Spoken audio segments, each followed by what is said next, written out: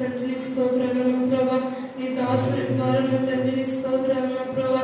నీవు మాతో మాట్లాడాలని ఉద్దేశించిన ప్రతి మాటని కూడా ప్రభా మరుగు చేయక నువ్వు మాతో మాట్లాడండి నా ప్రభా. దేవానికి స్తోత్రాలు. ఎవరికి నా ప్రభా ఆదరణకరమైన మాటలు అవసరమైన, ఎవరికి హెచ్చరికలు అవసరమైన ప్రభా, ఎవరికి ఓదార్పు అవసరమైన, ఎవరికి నా తండ్రి ఓదార్పు అవసరమైన ప్రభా, ఎవరికి ప్రేమ అవసరమైన అయినా నీకు స్తోత్రాలు ప్రభా. ప్రతి ఒక్కరికి కూడా నా తండ్రి నీకు స్తోత్రాలైనా నీవే మాట్లాడిన ప్రభా. నీ మాటలో నా తండ్రి శక్తి ఉంటుంది నా ప్రభా. నీ మాట ద్వారా మేము బ్రతకగలము నా ప్రభా. దేవ నీవే నీ ప్రజలతో మాట్లాడలేకపోతే నా తండ్రి నీ స్తోత్రాలు నా ప్రభా. పరిశుద్ధాత్మ దేవానికి స్తోత్రాలైనా మాటలకు జీవం ఉండదునైనా నీ స్తోత్రాలు నా ప్రభా. దేవ నీ దాసుని నోటికి నా తండ్రి నీ స్తోత్రాలు నా ప్రభా. నీవే తోడండి నాయన నీ స్తోత్రాలు నా ప్రభా. నీ ప్రజలతో మాట్లాడండి నా ప్రభా. పరిశుద్ధాత్మ దేవానికి స్తోత్రాలు నాయన. దేవాయుధనం వర్తమానం నా ప్రభా నీ స్తోత్రాలు నాయన. పరిశుద్ధాత్మ దేవానికి స్తోత్రాలు నాయన. పచ్చిక కలిగిన చోట్ల నా తండ్రి నీ స్తోత్రాలు నా ప్రభా. మేతమయ్యే గొర్రెవలే నా తండ్రి నీ స్తోత్రాలు నాయన. సమృద్ధి అయిన ఆహారాన్ని మాకు దూరం దయచేయండి నా ప్రభా. పరిశుద్ధాత్మ దేవానికి స్తోత్రాలు నా ప్రభా. దేవ నీవే నా తండ్రి నీ దాసులు నా ప్రభా బలంగా వాడుకుని మాకు తోడేయండి నా తండ్రి నీ స్తోత్రాలు నా ప్రభా.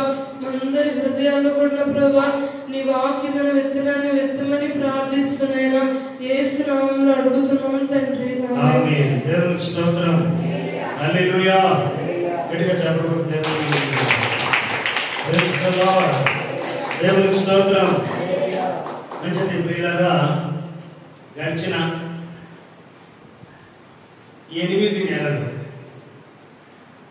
దేవుడు తన కృపను బట్టి మనల్ని నడిపించారు. ఈ 9వ నెలలో కూడా ఈ మిగతా మరొక 4 నెలలు అంతేనా పక్షాంతం చేస్తుంది.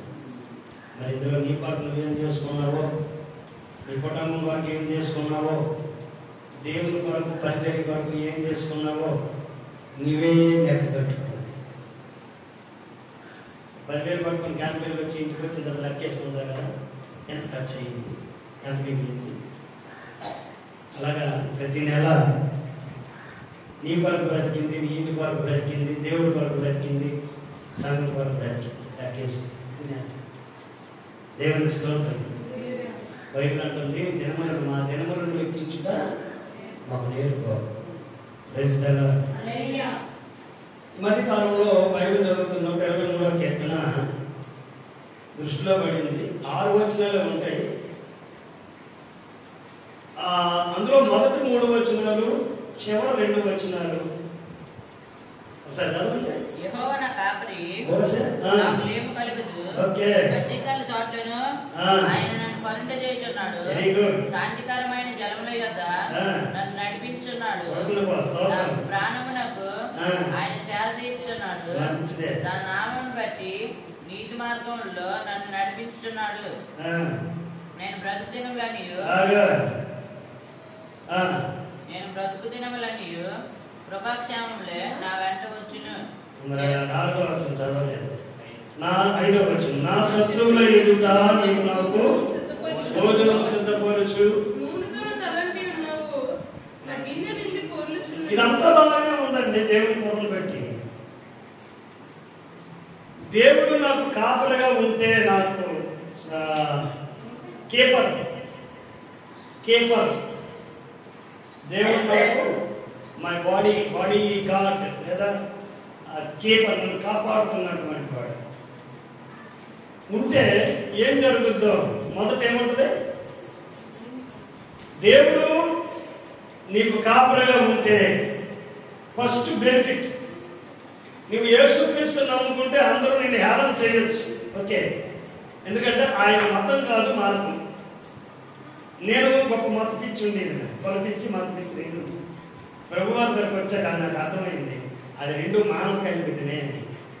దేవుడు ఏ మతానికి దేవుడు కాదు, ఏ కులానికి దేవుడు కాదు, ఏ కమ్యూనిటీకి దేవుడు కాదు, ఏ వర్గానికి ఆయన దేవుడు కాదు. దేవుడు ప్రపంచానికి దేవుడు. దేవుడు స్తోత్రం.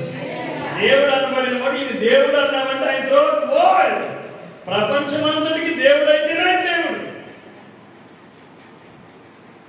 మా ఇంటి వైపు బంగారం మా ఇంటికే తెలుసు, ఇంకొకటి తెలియదు, అది మా ఇంటికే.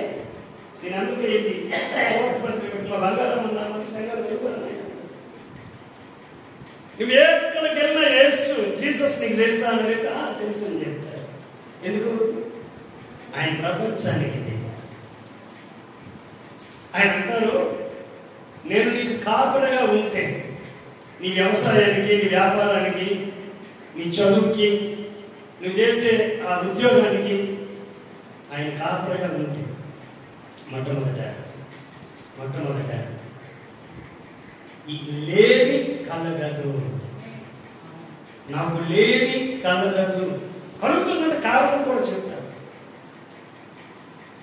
దేవుడు నీ కాపరైతే ఇప్పుడు వాక్యం ఏం చెప్తుంది?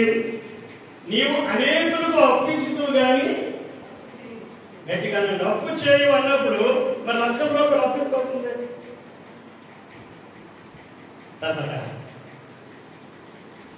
ఊసుకోక దానికి కారణం ఉంటుంది. మొదట ఆయన నీకు కాపరి అయి ఉంటే ఆయన చెప్తున్న మాట, ఈ భక్తులు అంటున్న మాట, అనుభవపూర్వకంగా చూసి చెప్తున్న మాట, నాకు లేమి కాదు. నీకు లేమి ఎందుకు కలుగుతుందో దేవుడు మాట్లాడతాడు ఈ పూట. రెండోది, పచ్చిక గల చోట్ల ఆయన నన్ను వరుణ చేయుచున్నాడు. పచ్చిక అంటే ఏంటి? అది గొర్రెలకు, పశువులకి. మరి మనతో నీకేం పోయిందన్న, మీరు పచ్చగా ఉంటారు అని అంటారు కదా. పచ్చగా ఉండడం అంటే చెప్పండి ప్రజలు. పచ్చగా ఉండడం అంటే అభిప్రాయం ఏంటి? అసలు వారు మీరు పచ్చకున్నారండి అంటే ఎండిపోలేదని అర్థం. మొదటిదే మీ ఆరోగ్యాలు బాగున్నాయని అర్థం, మీ ఆదాయాలు బాగున్నాయి, మీ వ్యాపారాలు, వ్యవసాయాలు బాగున్నాయి అనడం పచ్చిగా ఉంది, పచ్చగా ఉంది అనడానికి సూచన. కాదంటారా ఎవరైనా? సైలెంట్గా ఉన్నారు కాదనంటే అన్నట్ట. కొన్ని ఏమంటారంటే దేవునికి స్తోత్రం, అన్నిటిలో ఆరోగ్యం. మీరు ఎంతమంది పచ్చగా ఉన్నారు? సరే కొన్ని ఎండుగా ఉందో చెప్పండి. మేము ఎండిపోతామండి. ఎవరు ఎండిపోయినారా? దానికి కారణం చెప్పు. నాలుగో వచ్చిందే కంగారు పడదు, కంగారు పడదు. ఇక్కడికి వెళ్ళాం. రెండోది ఏమన్నా, మూడోది ఏమాట ఉందని, శాంతికరమైన ఈ గృహం శాంతి నిలయం. అందులో రోజు కుమ్ములాట ఉంటుంది. అత్త కోడలు పడదు, కోడంతలకు పని. మా దగ్గర చూస్తే ఇది క్రీస్తు నిలయం అని రాశాడు, కృపా నిలయం అని రాస్తాడు, ఆనంద నిలయం అని రాస్తాడు. లోపల మ్యాటర్ ఉంటుంది. బయట మ్యాటరే, బయట మ్యాటరే, లోపల మ్యాటర్. దేవుని స్తోత్రం. ఈ భక్తుడు తన అనుభవపూర్వకమైన మాట ఏంటంటే, ఇది ఎన్నోసార్లు మనం ధ్యానించాం. ఇది మీకు ప్రారంభం వచ్చిన ఉపద్ఘాతంగానే చెబుతున్నా. అసలు ఇంకెలా లేమి కలగదా, ఏమీ కలగదా? అమ్మ దేవుడు నమ్ముకొని నాకు ఏమీ కలగదు అన్నారా ఎవరైనా? ఏమీ కలగకపోతే ఎక్కడికైనా భక్తుడు దేవుడు స్తోత్రం. నువ్వు దేవుడు నమ్ముకుంటే ఏదో కలుగుతుంది. దేవుని స్తోత్రం. ఏమీ కలగకపోతే నీ ప్రాణాన్ని నీకు కలుగుతుంది. దేవుని స్తోత్రం. ఎడిగా చెప్పకూడదు. దేవుని హల్లెలూయా. మొదటిది, దేవుడు నీకు కాపరి, యేసుక్రీస్తు వారు నీకు కాపరి అయితే లేమి కలగదు. రెండో పాయింట్, పచ్చిగా పచ్చిక గల చోట్ల, లేనున్న చోట, పరుగున్న చోట, బాధున్న చోట నేను ఉంచడాయన. గత వారమైనా మీరు ఎంతమంది చేదయ్య ఉన్నారు నేర్చుకున్నది? అంతకుముందు వారం మారా నయోమి అని పిలవబడింది. ఎప్పుడో గత వారమైనా మీకేం వారంతో సంబంధం విన్నామే వెళ్ళిపోమా. దేవుని స్తోత్రం. హల్లెలూయా. మొదటిది ఏంటంటే నీకు లేమి కలుగుతూ యేసయ్య నీ కాపరిగా ఉంటే ఉన్నాడా? రెండు, నువ్వు పచ్చిక గల చోట్ల పరుండ కడతాడు. సమృద్ధి ఉన్న దగ్గర దేవుడు నిన్ను ఆశీర్వదిస్తాడు, లేదా నీ ఉన్న దగ్గర నీకు సమృద్ధిని ఇస్తాడు. దేవునికి స్తోత్రం. నీ ఉన్న దగ్గరే నీకు ఆయన ఏమి ఇస్తాడంటే సమృద్ధిని ఇస్తాడు. అదే పచ్చి. ఏంటో సమృద్ధి చెప్తాడు, పరిశుద్ధాత్మని నడిపిస్తాడు. రెండు, సమాధానంగా నువ్వు ఎక్కడున్నా కానీ గందిగా గొడవ మనస్పర్ధ ఇది లేకుండా చేస్తాడు. ఉన్నదంటే కారణం చెప్తాడు. అంటే దేవుని నమ్ముకుని కూడా అత్తకోడలు తల్లి కూతురుగా ఉండలేకపోతున్నామండి. లేకపోతే పిల్లలు ప్రేమించలేకపోతున్నారండి. లేకపోతే కుటుంబం సమాధానంగా ఉండటం లేకపోతుందండి. దేవుని స్తోత్రం. కారణం పక్కాగా దేవి నీకు ఉండదు. పచ్చిక గల చోట్ల నిన్ను పడుకోబెడతాడు, కొరణ చేస్తాడు, శాంతికరమైన జనం ఎదుట నీకు నడిపిస్తూ ఉంటాడు, ప్రాణమునికి సేద తీరుస్తాడు. తన నామమందు నీతి మార్గంలో అవినీతి లేకుండా అక్రమం లేకుండా నువ్వు నడిపిస్తాడు, నడిపించుచున్నాడు అని చెప్పుకొచ్చి నా శత్రువులు ఎదుట నువ్వు తింటావా? నీ శత్రువు దగ్గర భోజనం పెడితే ఎంతమంది తింటారు? అక్కడ నీ కిట్టనోడి దగ్గర భోజనం పెడితే నీ పల్లె ముట్టుకుని రాయకపోతారు తప్ప. బఫీ మీల్స్కి వెళ్ళి నువ్వు బట్టిన దగ్గరికి వచ్చి నీ శత్రువు తింటాడు అనుకో చెప్పండి, ఎంత దూరం ఉందో నడితే దూరం కలిసి తింటారా? కానీ బైబిల్ ఏమంటుంది? సామెతల గ్రంథంలో, యాకోబు పత్రికలోను నీ శత్రువుకి నువ్వు అన్నం పెట్టు. నీ శత్రువు అయినటువంటి వాడికి నువ్వు దాహం తప్పి తీరిస్తే వాడి నెత్తి మీద నిప్పుడు కుప్పేసినటువంటిది. కానీ అలా చెయ్యి. శత్రువు అంటే ఏదో ఒక రూపంలో మనుషులు శత్రువు చేసుకోకూడదు. శత్రువు లేరు అంటే దేవునికి స్తోత్రం. అందుకంటే భాగ్యం ఇంకేముంది? నాకు సైతాన్ గారి శత్రువు తప్ప రెండో శత్రువు ఏం లేరండి అన్నావు అనుకో. మనుషులు ఎవరు నాకు శత్రువులు లేరండి అన్నావు. అందుకంటే ఓ ఇశ్రాయేలు నీ భాగ్యం ఎంత గొప్పది. ఒకవేళ ఉంటే కనుక దేవుడు అంటున్నాడు, ఆ శత్రువు దగ్గరే ఆయన భోజనం సిద్ధపరుస్తాడు. అంతేకాదంటే నూనెతో తలంటి తలంపుతుంటాడు. నీ బొర ఎండనివ్వడు, నీ బొరని ఎండిపోనివ్వడు, అభిషేకిస్తూ ఉంటాడు. గిన్నె నిండి పొడుగుతాడు. బ్రతుకు దినములన్నీ కృపా క్షేమ వెనకాతల నేను వెళ్ళాల్సిన పని లేదు, అవి నా వెంట వస్తాయి. దేవునికి స్తోత్రం. ఈ 5 వచనాలు బాగానే ఉన్నాయి. ఇప్పుడు అసలు మేడలో వద్దాం.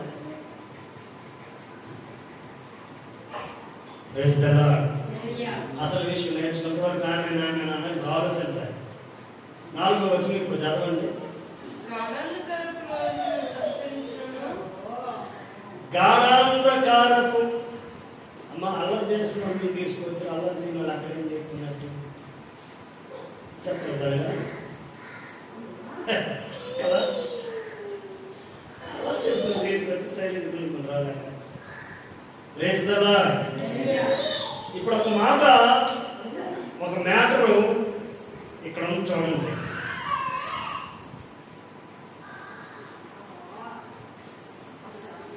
నాలుగో వచనం జరుగుతారా?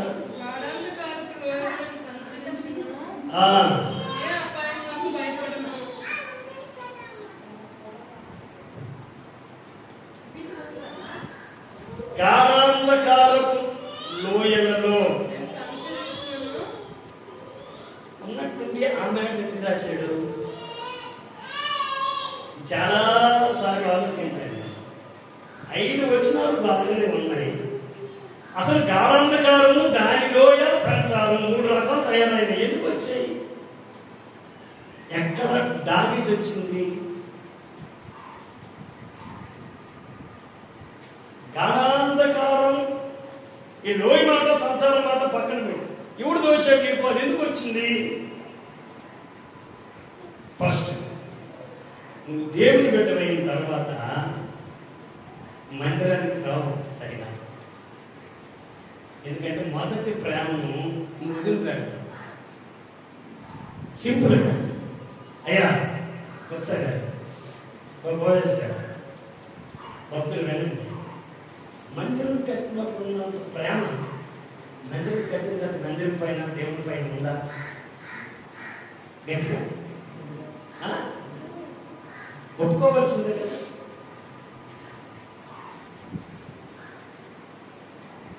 మందిరం షడ్ ఉన్నప్పుడు మాట కాదు.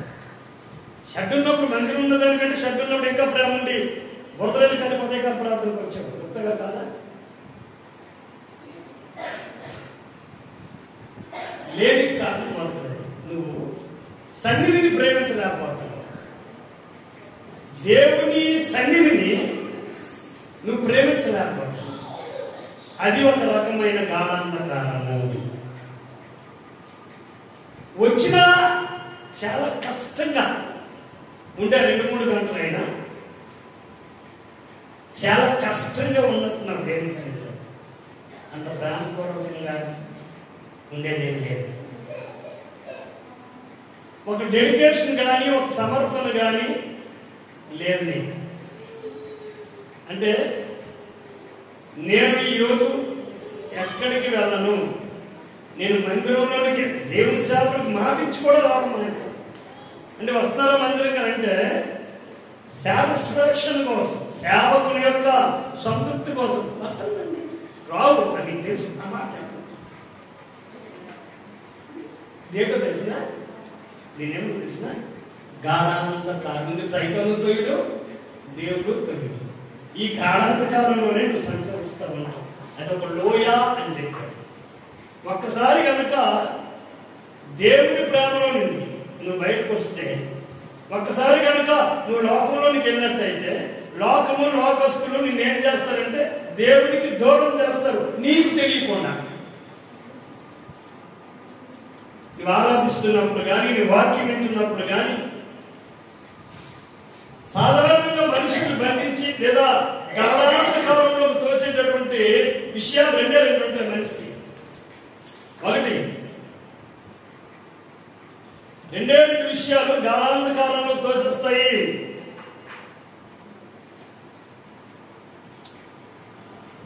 వాక్యం ఏనండి. మొదటిది ఆర్థిక ఇబ్బంది, 2 అనారోగ్యం. ఇందులో సంచరించితే చాలా ప్రమాదం. ఇంటికి హాస్పిటల్కి ఒక సంచారం ఉంటాం.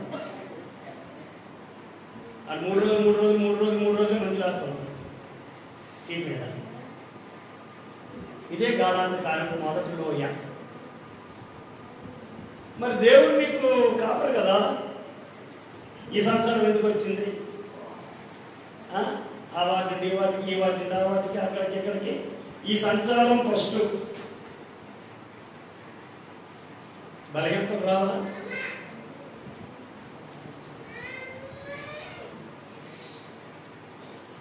నా హృదయములో నీవు నా కళ్ళకు కాంతి రేఖలు, నా హృదయములో నీ మాటలే నా కళ్ళకు కాంతి రేఖలు. చీకటిలో కలువరికి వివరింప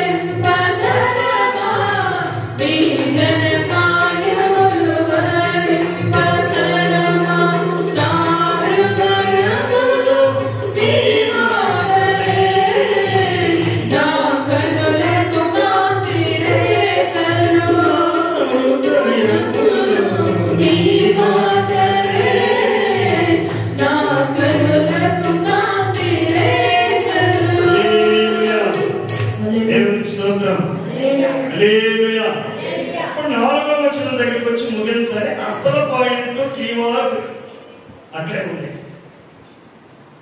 నువ్వెందుకు ఇబ్బంది పడుతున్నావో తెలిసిన, నిన్ను ఒక చీకటి ఆవరించి అది గాఢాంధకారంలో తీసుకుంది.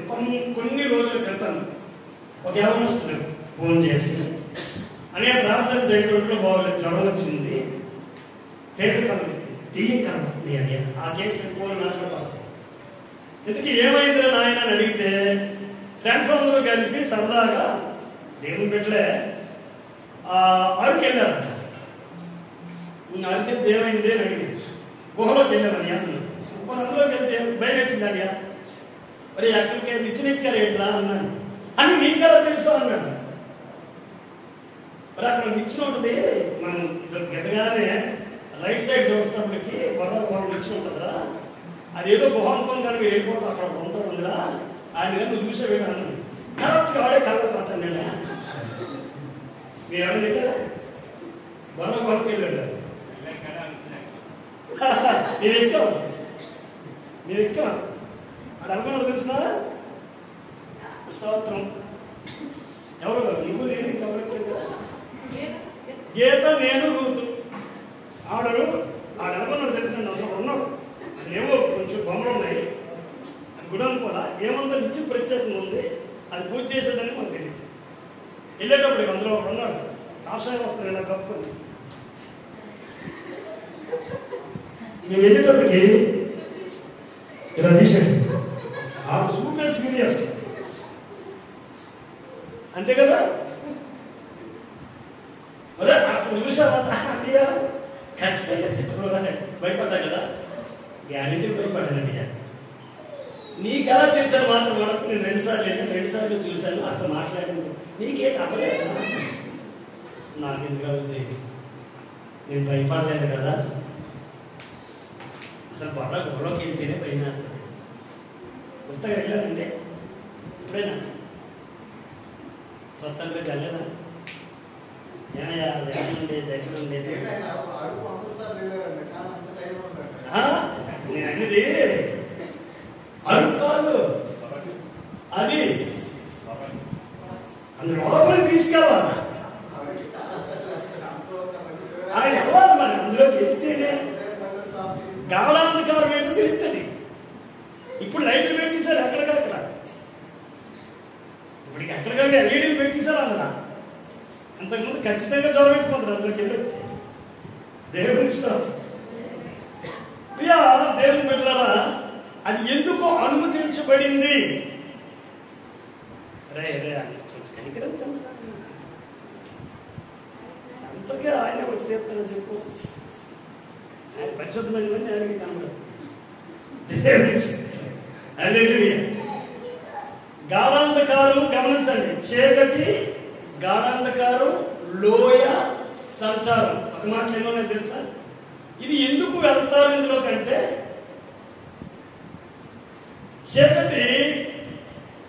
చీకటి అంటే పాపం, చీకటి అనగా పాపం.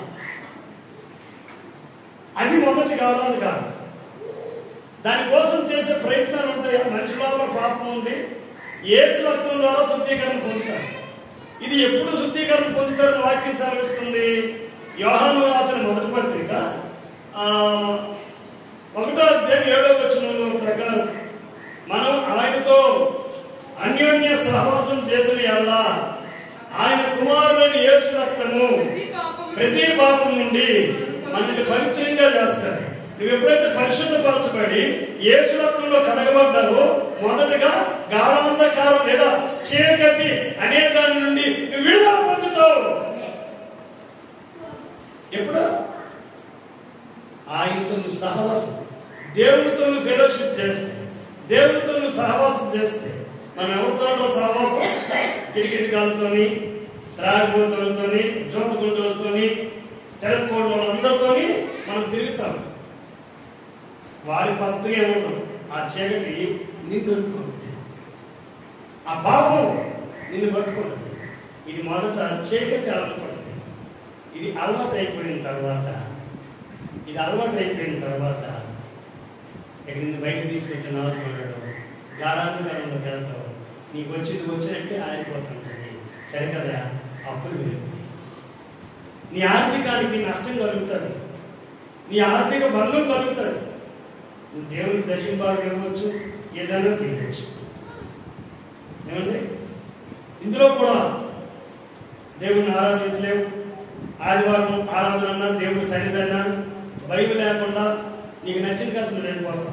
ఆదివారం నాడే మరి ఆఫీసులు, ఆదివారం నాడే ఉద్యోగస్తులు, ఆదివారం నాడే వ్యాపారస్తులు, అన్ని ఆదివారం కాబట్టి ఒక ఫోన్ కాల్ వస్తుంది, మా ఇంట్లో మా పిల్లలు సీవుడు చేయాలంటే ఆదివారం ఫంక్షన్ మీరు వచ్చేయండి. దేనికి సీవుడు చేయాలంటే మీ ఇంట్లో ఫంక్షన్ దేనికైనా సరే. మరి బంధువులు అంటే మానేస్తా ఉంటే అమానకు శనివారం వెళ్ళిపోయి కనిపించి తెల్లారి వచ్చి ఏమనంటే మా మొత్తం మంచిది కాదండి. నేను ఎన్నోసార్లు అయితే ముందు రోజు లేదా తర్వాత రోజు, కానీ ఆదివారం రోజు అది దేవుని సన్నిధి. ఆ భయం నీకుంటే నీకు చీకటి నీ దగ్గరికి రాదు. వింటున్నారా? చీకటి నీ దగ్గరికి రాదు.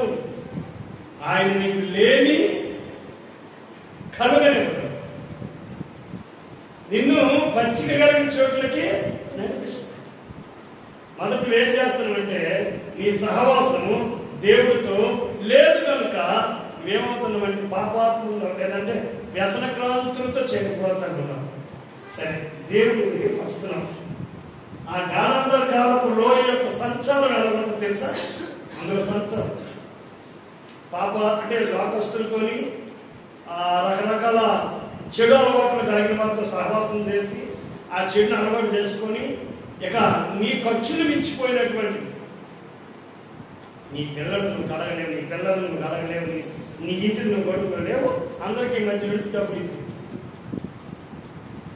నీది నువ్వు గడుపుకోలేవు. నీ ఇంటిని బాధేది నువ్వు పడవు. ఊరందరికీ నీవే దిక్చి వచ్చి వెలుగు. ఈ వెలుగు పథకం అంతా నీ నిండే వెళ్తుంది, లోపలంతా నీ నిండే వెళ్తుంది. ఇది ఆడ తీర్చకపోతే 2 లక్షలు అప్పుకున్నప్పుడు దైవజనుడు అన్నాడు, బాబా అయ్యగారు 2 లక్షలు మీకెందుకంటే అప్పు అని తగిలింది. అంటే తప్పండి, సంఘం పాపం.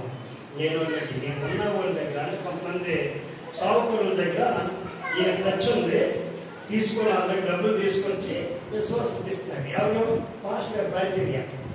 తప్పగారు మరి అది నా మాత్రం యాప్ చేయలేమా? అది కాస్త ఎంతకి వెళ్ళిందంటే 8 లక్షలు. ముగ్గురికి ఇచ్చాడు 8 లక్షలు. ముగ్గురు కూడా వారానికి ఒకరు ఎంతపడ్డారు, వారానికి ఒక ఎంతపడ్డారు అంటే ఈ 8 లక్షలు ఎవరు కట్టాలి ఇప్పుడు? గుప్తా మధ్యుండి 8 లక్షలు పాస్టర్ గారు సంగతులకు ఇచ్చాడంటే వారానికి 2 వారాలకి వ్యవధిలో ఎగిరిపోయినారు. 8 ఎక్కడెక్కడ వెళ్ళిపోయారు. ఎస్కే ఆ ఫోన్లు కూడా ఎత్తట్లే, వాళ్ళు ఎక్కడ కూడా తెలియదు. మళ్ళీ ప్రార్థన చేయించుకొని వెళ్ళారు, ఫోన్లు ఎత్తట్లే. నెలలు గడిచిపోతున్నాయి. పాస్టర్ పుస్తకాలు మనకు 2 నెలలు ఫ్రీగా వదిలేడు అప్పులు ఇచ్చిన ఆయన. ఇద్దరు ఇచ్చారు అలాగా, 4 ఒకరు. ఇప్పుడు ఎవరు తెచ్చాలా? నమ్మకండి, చెప్పండి. మీరే అనకండి, నేను కాదు. నేరుకే అప్పు చేయలేదు. ఏం చేశాడు తెలిసినట్టు దైవజనుడు? ఇల్లు అమ్మేసి అప్పు తీర్చాడు. ఒక 2 సంవత్సరాల మట్టుకు వైరేట్లో అద్దెకున్నాడు. ఏ చర్చి దగ్గర అయితే దేవుడు స్థలం ఇచ్చాడు, అదే చర్చి దగ్గర తర్వాత నీ బుద్ధి వచ్చిందంటే 2 సంవత్సరాలు పశ్చాత్తాపడ్డాడు. ఎవరి దగ్గర 10,000 చూడండి అయ్యారు అన్నాను సరదాగా. వచ్చాను ఇప్పుడు బతుకుతాను ఏమనుకో సరదా కాదు. ఎందుకు? గాలాంతకారకుడు సంచారం. మరి ఎవడో మనకెందుకు వస్తుందంటే చూడండి ఎన్నోసార్లు చెప్తాం, దేవుడికి ఇచ్చే విషయంలో మనకు వస్తుంది. నేను సలహా ఇవ్వనా? 2 ప్రాధాన్యమైనటువంటి గాలాంతకారపు లోయలని చెప్తాను. మొదటిది అప్పులు పాలయ్యి ఆర్థిక ఇబ్బందులు పడటం. రెండోది అనారోగ్యం పాలపై ఆసుపత్రులు పాలవు. ఇప్పుడు దేవుడికి ఇచ్చే విషయంలో జాగ్రత్త గమనించండి. నేను ముగిస్తున్నాయి మాటలతో. దేవుడికి ఇచ్చే విషయంలో నువ్వు లెక్కలేస్తావు, అనవసరమైన ఖర్చులకు నువ్వు లెక్కలేదు. Praise the lord. చెప్పండి, పర్లేదు, చెప్పండి. దేవుడికి ఇవ్వాలంటే 10 రూపాయలు తిరిగి 10 నిన్నే చేరనా, 10 నిన్నే చేరుతాడు. 10 రూపాయలు వచ్చి చేరుతావు. నేను సలహా ఉన్నా, నువ్వు దేవుడికి ఇవ్వాలనుకుంటే జాగ్రత్తగా ఇవ్వాలని నా మాట. నువ్వు దేవుడికి ఇవ్వాల్సి వచ్చినప్పుడు నీ లేమి కలిగినప్పుడు 100 రూపాయలు అడుక్కున్నాడు 10 రూపాయలు. దేవుడికి 10 రూపాయలు అడుక్కున్నాడు రూపాయి కాదు, అది 30 రూపాయలు అవుతుంది. నువ్వు దేవుడికి ఇచ్చే విషయంలో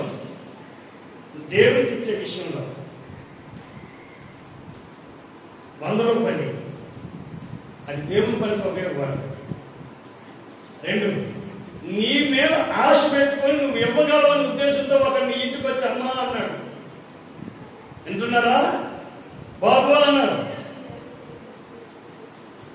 మొన్న రాజాను నిలబడుతున్నప్పుడు ఒక ఆయన బాబు ఆకలి వేస్తుందా అన్నాడు.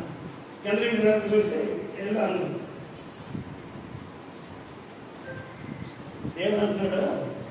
నువ్వు కిందకి మీదకి ఎందుకు అయిపోతుంది చూసాడు. అమ్మగారు రాదా బయటికి కాల్ చేసి అక్కడ బాగానే ఉంది కదా, ఆడికి ఎందుకు ఇవ్వాలని కిందకి మేము చూశాను ప్రభావం పెట్టి. ఏం దిగుమాట అయ్యవచ్చు కదా అన్నాడు దేవుడు. మరి ఆడెప్పుడు దొరుకుతాడు మళ్ళీ నాకు? సరే అట్టే ఇటు వెళ్తుండగా ఆడ బ్యాగ్ దగ్గర ఆడ కొన్న దాంట్లో 2 కొనుక్కొని పాపం తింటాడు. నీటిని ఉంచుకున్నాడు. బాగా వెళ్ళి బాబు నువ్వు వెళ్తాను డబ్బులు అడిగావు నా దగ్గర, నేను ఇవ్వలేదు ఎందుకని చెప్పి థ్యాంక్స్ అండి నాకు మంచి సాయం ఇచ్చాను. అందుకని రూపాయి అది ఆడదే 10 రూపాయలు ఒక 2 రూపాయలు నీకు ఇంకా వద్దులేవనుకో 100 రూపాయలు 10 రూపాయలు దేవుడికి పెట్టి అది దేవుని పని జరుగుతుంది. దేవుని స్తోత్రం. హల్లెలూయా. ఒకరోజు నేను వీడియోలో చూశాను. సాలేమన్న దేవుడు అన్నట్టు వాళ్ళు వృత్తిని పంపిస్తున్నావు ఏంటి అని దేవుడు అడిగాడు. సాయం రాసి నేను వాక్యం చెప్పి పంపిస్తున్నాను కదా ప్రభా అన్నాడు ప్రార్థన కదా.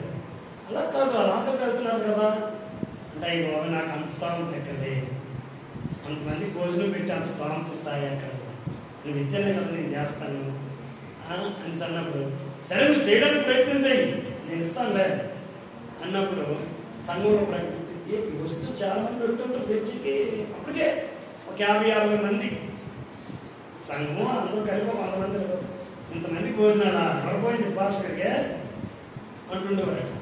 బాబాయ్ గారు మేమైతే అన్నా చాలా మనం మేమైతే అక్కడ చేయలేము అన్నారు సాయంత్రంలో. మీరు అన్నారు కదా మీరు చెప్తే మొదటి స్పందనే రివర్స్లో వస్తుంది. మళ్ళీ ప్రార్థన చేసిన తర్వాత సంఘ పెద్దలే అవునండి అక్కడితో వెళ్తున్నారు కదా అని ఆలోకి వచ్చి స్పందన వచ్చింది. అప్పుడు దేవుడు ఇవ్వడం ఈరోజు ఆదివారం ఆధారం 1000 మంది వస్తారు భోజనాలకి జరుగుతుంది. ఉన్న కాడికి ఆకలితో వెళ్ళకుండా పంచ భక్ష పరిమాణాలు ఉండకపోయినా ఆకలితో మాత్రం ఆత్మీయ ఆకలి తీరుతుంది, శరీరాకలి తీరుతుంది. ఎందుకట? దానివల్ల ఆశీర్వాదం కాదు. ఆసుపత్రికి వెళ్ళవు, ఎక్కడికి వెళ్ళవు, అవసరమైన ఆసుపత్రికి వెళ్ళమండి. ఒక కోటి పేలసుమంత కేసు రక్తం చేయడం అగ్గేసింది. సంచారం ఉండదు, ఇంటికి ఆసుపత్రికి, ఇంటికి ఆసుపత్రికి సంచారం ఉండదు. అర్థమవుతుందా? గాఢాంధకారపు లోయలో సంచారం అంటే అదే చీకటి. గుప్త గారు పాడతారు కదా, చీకటి కెరటాలలో గట్టిగా ఎత్తండి మాట నాకు గుర్తా? అదేనా చీకటి కెరటాలేనా? చీకటి కెరటాలు కృంగులు వేస్తారు. ఎప్పుడు ఉంటుంది? నీ తలకు మించిపోయిన అప్పులు చేసేసి నీ ఇంటికి మించిపోయిన వ్యవహారం, నీకున్నదల్లా మించి నీకు అప్పులు మిగులుతాయనే సమానం రాదు. అలాంటి వ్యవహారం ఎందుకు వస్తుంది? నీకు మించిపోయిన బ్రతుకు బ్రతికేస్తాం లోకంలో, అందుకు వస్తుంది. అది గాఢాంధకారం. అందులో సంచారం ఏంటి? ఆరోగ్యం కాదు. సంపాదించుకోవడానికి ఆరోగ్యం ఉండదు. ఎందుకు? నువ్వు దేవుని సన్నిధిలో ఉండవు, దేవుడి భయం లేదు. ఉదయకాలం రాత్రికాలం ప్రార్థనలు జరుగుతాయి. రాబుద్ధి కాదు, లేకబుద్ధి కాదు. ఇది దిద్దుకోగలదు. ఇది ఎప్పుడైతే సరి చేసుకుంటావో నీ ఆదాయం బాగుంటుంది. ఫస్ట్. రెండు, దేవుడికి ఇచ్చే విషయం, నా మందిరంలో ఆహారం ఉన్నట్లుగా నువ్వు కృతజ్ఞత కానుక 300 రూపాయలు లెక్కేసుకున్న రోజుకి 6 రోజులు కూడా 6 మూళ్ళు ఎంత అండి? ఏమండి చెప్పండి, 6 మూళ్ళు ఎంత? 7 రోజులు కూలికెళ్ళవు, 300 లెక్కేసుకున్నా. దాంట్లో దశంభాగం ఉంది. నువ్వు ఎంత 100కి ఎంత తీయాలి? 10 రూపాయలు. ఎంత తీయగలుగుతుందా? నెలంతా నీ పాల్లో 1500 2000 వస్తాయి. ఎత్తవా? అప్పుడు నువ్వు వేస్ట్ ఖర్చులు ఉండవండి, వేస్ట్ ఖర్చులు ఉండవు. చేసి చూడాలి. నీ మీద ఆశ పెట్టుకొని ఏ దిక్కుమాలో ఎవరో లేనో చేయి చెప్పి గిరగర తిప్పి రూపాయి పైన అడు ఎవడో మానే బాగోలేదు లేదని చెప్పి కానీ ముస్లిం అన్నట్టుగా ఇచ్చి కూడా బాధపడాడు. రూపాయలు ఎందుకు వెళ్ళిపోతా? నేను అంటాను, దేవుడికి 10 రూపాయలు, ముష్టికి 10 రూపాయలు వచ్చి నీ ముష్టి బతుకో. దేవుడికి 10 వేస్తావు, ముష్టికి 10 వేస్తావా? అలాగే ముష్టి రూపాయి వేస్తావా పేదోడికి? అలాగే నువ్వు దేవుడికి 100, పేదోడికి 10. అది నీ వర్తిల్లావు. నువ్వు ఇంకా వర్తిల్లావా? ఇంకా చెయ్యి. అది దేనికట? నీ ఆరోగ్యం బాగుంటుంది, నీ ఆదాయానికి ఇబ్బంది రాదు. అదే 4వ వచనం సారాంశం 2వ లైన్లో ఏముందండి? ఏ అపాయములకు భయపడను, ఏ అపాయములకు భయపడను, నీవు నాకు తోడై ఉందువు, నీ దుడ్డుగలయు నీ దండమును నన్ను ఆదరించును. ఇది ఎప్పుడు? 2వ లైన్లోనే, మొదటి లైన్లో కాదు. మొదటి లైన్లో ఏముంది? గాఢాంధకారం చీకటి, గాఢాంధకారం సంచారం. హలో, వింటున్నారా? అర్థమైందా వాక్యం? నువ్వు చేయాల్సింది అదే. నీవు ఉండవలసింది దేవుని సన్నిధిలో. నువ్వు కానికేమో చర్చికి వెళ్ళే వరకు ఇచ్చేసి నువ్వు చుట్టాలు కనుక వెళ్తే నువ్వేమవుతావు? ఏదైనా అవ్వచ్చు. ఈరోజు అసలు వారు లేవు. వెళ్ళే మనిషి ఇంకొకరు గ్యారంటీ లేనప్పుడు ఆదివారం ఆరాధన కొలిసి నువ్వు ఎలా వెళ్తావు బయటికి? సరే, తప్పనిసరిగా వెళ్ళావంటే సాయంకాలం వచ్చేటప్పుడు ప్రార్థనలో చర్చి కాడికి వచ్చినాను. నువ్వు ప్రభు సన్నిధిలో ఉండాలి. ప్రతి పాపం నుండి ఆయన ఎప్పుడు పరిశుద్ధపరుస్తాడు?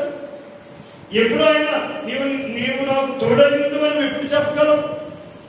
ఏ అపాయానికి నేను భయపడను అని నువ్వు ఎప్పుడు చెప్పగలవు? వాక్యం నీలో ఉంటేనే. ఎవరైనా ప్రార్థన సహాయం కోరినప్పుడు పాస్టర్ గారిని పిలుస్తానని చెప్పుకో, నువ్వు వెళ్ళి ప్రార్థన చేయి. గుర్తుపెట్టుకో, ఏ అపాయానికి భయపడవు. నీవు దేవుడు నీకు తోడై ఉంటాడు. ఆయన దుడ్డుగలయు ఆయన దండము ఏంటంటే ఆదరిస్తుంది. కానీ గుర్తుపెట్టు, గాఢాంధకారం లోయ ఉన్నాయి. జాగ్రత్త. గాఢాంధకారం ఉంది, లోయ ఉంది. అందులో ఎవడో పడిడు, నీకు నువ్వే పడిపోతావు. సన్నిధిని విడిచిపెట్టి ఇవ్వడం విడిచిపెడతావు. దేవునికి ఇచ్చే విషయంలో నువ్వు అభివృద్ధి అవ్వు. ఎన్నోసార్లు ఉన్నావు. పల్లీలు అమ్ముకున్నాడు, ప్రపంచానికే పెద్ద బిజినెస్ చేస్తున్నాడు ఈరోజు ఒక సంస్థ. కాల్గేట్ పేస్ట్ ఎప్పటి నుండి ఉందండి? దాని అధినేత కాల్గేట్ అని ఆయన పేరు. ఆయన గుర్తు చదివినట్లు ఇప్పటికీ మీరు జీపీడీలు గుర్తు తెలుస్తుంది. Who is Colgate, what about Colgate అని చెప్తే డీటెయిల్స్ అన్నీ వస్తాయి. ఆయన ఎవరు పల్లీలు అమ్ముకుంటాడు, శనగలో పవర్ఫుల్ అంట పల్లీలు అమ్ముకున్నాడు. పల్లపొడి తయారు చేశాడు, ఈరోజు పేస్ట్ తయారు చేశాడు. ప్రపంచమంతా ఆయన పేస్ట్ ఉంటుంది. దేవునికి స్తోత్రం. అది ఇంటర్నేషనల్ బిజినెస్ అయ్యింది ఈరోజు. ఒకప్పుడు 10% మాత్రమే దేవుడికి ఇచ్చేవాడు బిజినెస్ గురించి. ఈరోజు 90%, 100కి 90 రూపాయలు దేవుడికి 10 రూపాయలు వ్యాపారంలో ఖర్చు పెట్టాం. 10 రూపాయలు ఆయనకు వచ్చిన దాంట్లో. కారణం ఏంటండి? నువ్వు నిలబడాలంటే దేవుడికి ఇచ్చి చూడు, నువ్వు నిలబడతావు. వృద్ధాప్యంలో కూడా మాట చెప్పకుండా చూసి ముగించుకుందాం. 92లో కీర్తన 14 వచ్చిన వృద్ధాప్యం అవుతున్న కొద్ది మరెక్కేది కానీ మనసొక్కి వర్కర్లా దేవుడు పెట్టారా? అయ్యో తీరా నాయన బైబిల్ తీకున్నావా? సమయం అయిపోయింది నీకు. ఎవరో యెహోవా మందిరములో నాటబడిన వారై మన దేవుని ఆవరణలో వర్ధిల్లుదురు. నాకు ఆశ్రయదుర్గమైన యెహోవా యథార్థవంతుడని, ఆయన యందు ఏ చెడుతనము లేదని ప్రసిద్ధి చేయడానికి. ఎప్పుడమ్మా? ఎప్పుడెప్పుడు? ముసలికాలం వచ్చేసరికి పిల్లలు నన్ను చూస్తారా, నా కోడలు నన్ను చూస్తున్నారా, కొడుకు నన్ను ఎవరు చూద్దా? అలాగేం పని?